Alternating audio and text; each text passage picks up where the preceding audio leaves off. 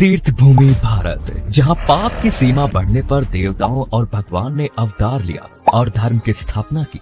जहां रणभूमि पर पूरी गीता का निर्माण हुआ, जो आज के समय में लोगों को सही तरह से जीवन जीना सिखाती है। यही वजह है कि भारत में कई ऐसे तीर्थ स्थान और मंदिर हैं, जिनके चमत्कारों ने लोगों की जिंदगियों में खुशियों के दीप जलाए। उन्हीं में से एक है तिरुपति बालाजी, एक ऐसा मंदिर जो चमत्कारों और रहस्यों से भरा हुआ है। लोगों को इन पर बहुत ज्यादा बिलीव है, लेकिन सवाल ये उठता है कि ये चमत्कार सच में होते हैं या धर्म के ठेकेदार इसे देश के सबसे अमीर की लिस्ट में रखने के लिए सब हथकंडे अपनाते हैं। और तो और कहा तो ये भी जाता है कि ये मंदिर जितना अमीर है, इसमें रहने वाले वेंकटेश्वर भगवान उतने ही गरीब हैं।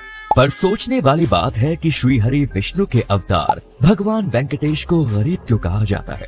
जिनकी पत्नी ही देवी लक्ष्मी हो, वो भला गरीब कैसे हुए? ये सब बातें आपस में कहीं से भी मेल नहीं खाती। तो इसके पीछे आखिर असलियत क्या है? इन सभी सवालों के जवाब जानने के लिए हमें कई हजारों साल पीछे जाना होगा। दरअसल एक बार भगवान विष्णु अपनी शैया पर आराम कर रहे थे, तभी गुस्से में लाल ऋषि भृगु वहां पहुंच गए और श्री हरि की छाती पर जोर से लात मार दी। जी हाँ दोस्तों, प्रभु की छाती पर लात। ये देखकर देवी लक्ष्मी बहुत ज्यादा क्रोधित हो गई, लेकिन वहीं विष्णु जी ने इसके ठीक उल्टा किया। उन्होंने ऋषि भृगु के चरण पकड़े और कहा कि ऋषिवर, आपने मेरी छाती पर पैर मारा, कहीं आपको चोट तो नहीं लगी? भगवान की तरफ से ऐसा रिएक्शन देखकर भृगु ऋषि हैरानी में पड़ गए। उन्होंने तुरंत प्रभु के चरण पकड़े और कहने लगे कि आप ही सबसे सहनशील देवता हैं, इसीलिए यज्ञ भाग के प्रमुख अधिकारी आप ही हैं। मैंने जो किया उसके लिए मैं क्षमा मांगता हूँ। ये सब होने के बाद ऋषि भृगु तो वहां से चले गए, लेकिन लक्ष्मी जी का गुस्सा 7वें आसमान पर पहुंच गया। वो इस बात को सहन नहीं कर पा रही थी कि कैसे कोई उनकी आंखों के सामने उनके पति की बेइज्जती करके बड़ी आसानी से चला गया, और क्यों विष्णु जी ने उन्हें सजा देने से माफ कर दिया। इस बात से देवी लक्ष्मी विष्णु जी से ऐसा गुस्साई कि बैकुंठ छोड़कर ही चली गई। तब लक्ष्मी जी को ढूंढते विष्णु जी भी वहां से निकल पड़े। बहुत देर ढूंढने के बाद भी लक्ष्मी जी का कहीं पता नहीं चला।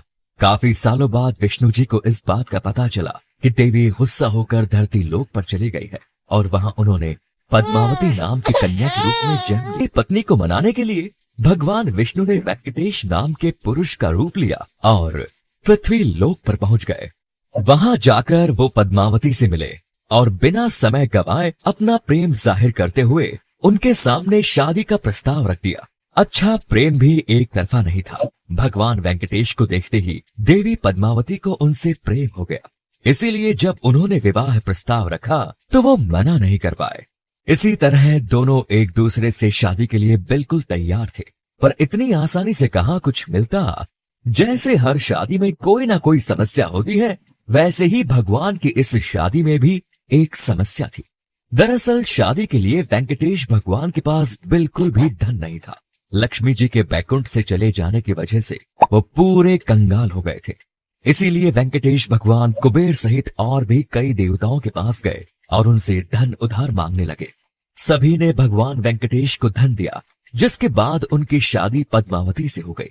तब भगवान ने उन सभी देवताओं से वादा किया कि वो कलयुग के अंत तक उनका सारा धन चुका देंगे और कर्ज समाप्त होने तक वो सूद चुकाते रहेंगे।